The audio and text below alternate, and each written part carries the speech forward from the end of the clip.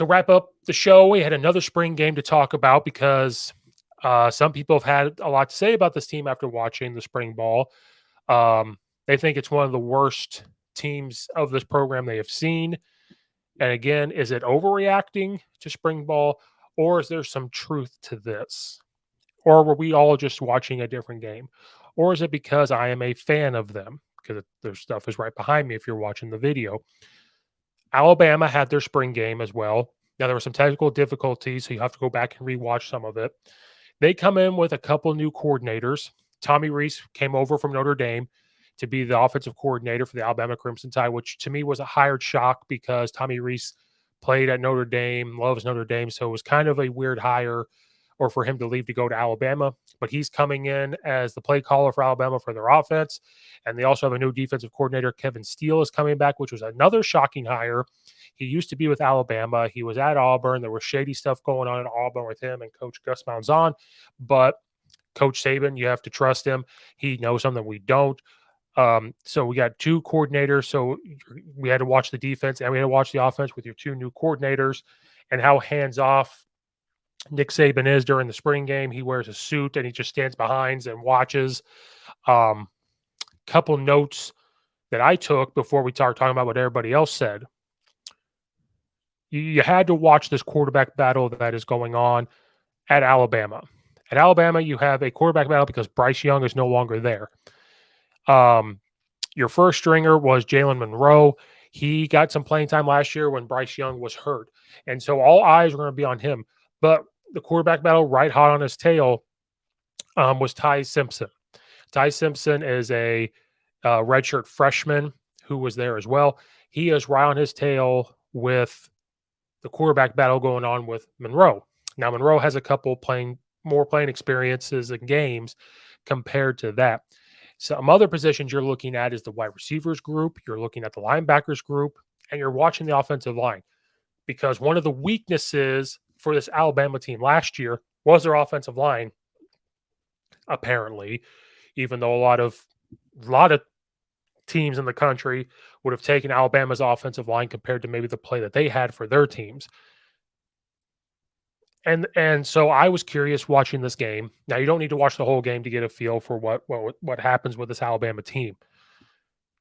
One thing I was going to look at was the play calling from Tommy Rees, because when you watched at Alabama, they were very tight end heavy. They would recruit a ton of tight ends. They would be under center. They would be in shotgun. They did a lot of wide zone. They would do a lot of dive plays, and they would do a lot of mesh plays and short route plays that would eventually open up a deep route play. But a lot of those type of things, especially heavy, relied on the run game with all their tight ends. Now at Alabama, they used to be like that, used to have a ton of tight ends, but they don't necessarily use the same type of tight end play that Notre Dame did with Tommy Rees. And if you watch any documentary or anything with Nick Saban when he talks about coordinators, he says they have a system. When he hired Bill O'Brien to be his offensive coordinator, he said, yes, Bill O'Brien's going to come in. He has a way about an offense that he wants to run, how he wants to call it, and certain things. But he's going to do the things that we do because we have a system put in place. He can have certain tweaks. He's going to have good ideas that we're going to do because he's a great offensive mind. He called it at Penn State. He's been in the NFL. He's been with the Patriots.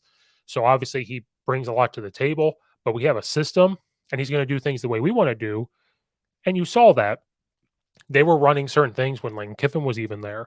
If you look at it, they were running certain things. Now there's different things they were running. Even when Bill O'Brien was there, Steve Sarkisian was there.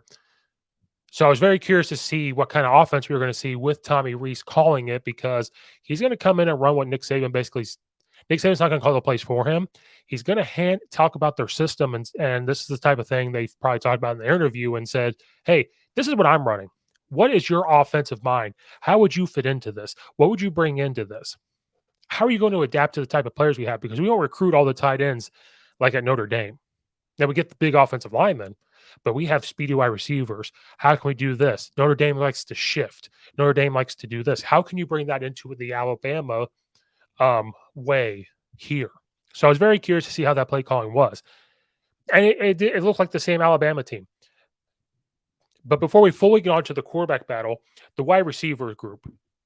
These wide receivers, you have a couple juniors and you have a sophomore. Even their backups are good. And even the announcer said it, and I thought the same thing. They were getting a lot of four wide. They were getting some wing stuff like they always have. Don't be surprised if this year Tommy Rees probably didn't do this a lot at Alabama or at Notre Dame. You're probably going to see a lot of five wide. And the thing with this group this year with Alabama, they always had that one wide receiver that you had to really focus on. This year with this wide receiver group, I don't know who you're going to stop. Burton is fast. Brooks can just line up anywhere.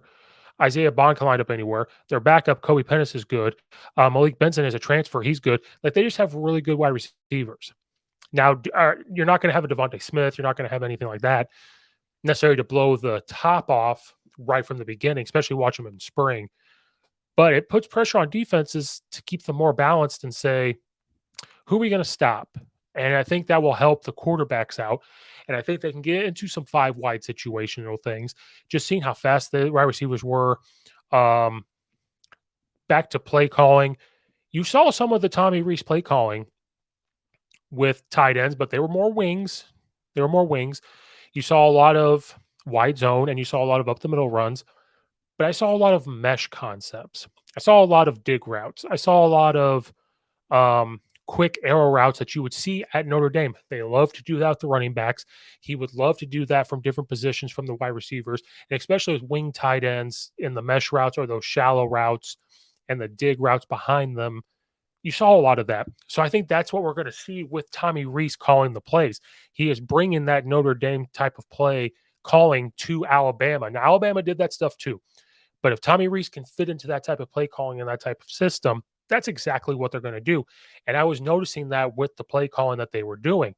And I noticed that he was doing a lot of more zone read stuff and RPO stuff than what he would do at Notre Dame. Notre Dame, they would do RPOs, don't get me wrong, but they were looking to intermediate passes and they would look to play action more. At Alabama, they're going to want to RPO. They've got these big linemen. They can do wide zone. They can do more of an outside zone as well where they can hook the end. And they can do quick runs up the middle because I'm telling you right now, that running back is good. McClellan was good. Williams is good. Miller's good. Like, all of their running backs played well, and they're big. They're huge. And I believe, I don't want to say his name wrong. I believe the last name was Hayes, running back for Alabama, like, was just this big, strong running back. And so they were doing a lot more runs up the middle, and they look good. And now the linemen were struggling a little bit with pass protection. But you're going against a very fast defense. That's the thing with this defense before we ended with the quarterback battle and their schedule this year. The defense, they haven't missed a beat either. And to me, watching this defense compared to last year, they're big. The defensive line is back to being big, but the speed. If you watch the O-line versus the D-line had the speed that was matching to the O-line at the line of scrimmage, and it made those running backs work. It made the quarterback work when it came to pass protection. And so this year, watching them in the spring game, it looks like they're going to be super fast, which is what they need in the SEC. But the SEC is going back to really running the ball up the middle. They went to the spread. They're throwing the ball around, so you had to get smaller guys, and they were fast. Alabama's got some big dudes up front. They got some big dudes. They got some big-time recruits, and they're going to be experienced up there. They got a couple sophomores, but up front, they're going to have a couple senior guys on that defensive line, and they're going to have a couple guys there at that linebacker position that are juniors that sat behind and got some playing time last year but got to see. And they're big, and they're fast. And that's the thing I got from the defense and how much they flew around, how physical they were. They did give up a couple big passes, but it's a spring ball game. But they were getting hands-on. They were physical, and that's exactly what you expect from a Alabama team. The quarterback battle was interesting. Monroe had a couple bad passes, but he was very successful on the mesh routes, and he was very successful on those. But one thing with Monroe that I started to see is he's an athletic quarterback, and he can run. There was one where he did a I can't remember if it was an inside zone read or like this more of this wide zone read concept. And he necessarily wasn't reading the backside defensive end. He was reading more of that CD gap defender, pulled the ball and ran and scored. Like just blew people. If you want to compare it to like Justin Fields for the Bears this year, it looked like that. That's what he brings to the table. He can throw the ball decently and he can run. But the thing I noticed was every time he dropped back, well, they're in shotgun, but every time it was a pass play, it seemed like he would start to get ready to move, almost like happy feet. Now, there was times the pocket broke down. You saw a couple things from the Notre Dame type of play call where they kept a tight end to block. They would play action to the running back. He's staying on blocks. He had 6 or 7 pass protecting. But with Monroe, it just seemed like it just kind of felt like he was going to take off and run.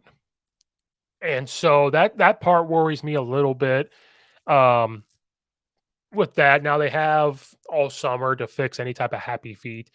You don't want him to take off and run right away. But he in the intermediate throwing game, he was fine. But one thing I was impressed with was Ty Simpson. His mechanics, he did stay in the pocket. He had a couple of times where he had to move. He was athletic, and he looked like he throws a good ball. He threw a couple good deep balls. There's a couple of the wide receivers make the play for him, but he was getting the mesh routes put on time. His footwork was good. He was staying in the pocket. He didn't seem like he was having that type of happy feet. And so this is an interesting quarterback battle that we have brewing with Alabama. I feel like Monroe will win it out, but we still have all summer, and this is why we can't overreact to spring. But people, man, they were saying how this Alabama team looks bad.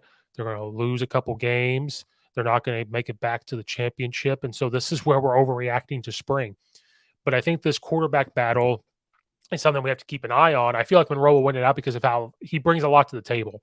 He's super athletic. They can do a lot of things with him, but it depends on what type of team does Nick Saban want. Is he okay with having this athletic guy that's going to miss throws here or there, or do they want this pocket quarterback because the offense has adapted now? He's adapted this offense to be this RPO thing that he really wants. So I'll be very curious to see how that happens with this quarterback battle that they're going to be bringing into the table. Their schedule is nothing to bat an eyelash at either. The teams there that they should beat is Chattanooga, South Florida, and Middle Tennessee. But Middle Tennessee is still pretty good. South Florida, played well last year. But those are teams they should beat. But the rest of the SEC, again, just with these emergents, Texas, we'll talk about them at another time in their spring ball. Part of them look good, other parts don't. But the rest, man, it's a tough schedule too. And so it depends. Do you give Monroe the first go? And if it's not working, Simpson, and then it's your time to shine. He showed in the spring game that he can move, he can run, but they got a quarterback battle that is brewing down there in Alabama and Tuscaloosa. So we need to keep an eye on that the rest of the summer, and that's what the spring ball showed us. How much closer this quarterback battle is going to be than most people thought. But I think they look good. People tweeted that they weren't good, but we're going to find out exactly how good they are once they get there and we see them throughout the summer.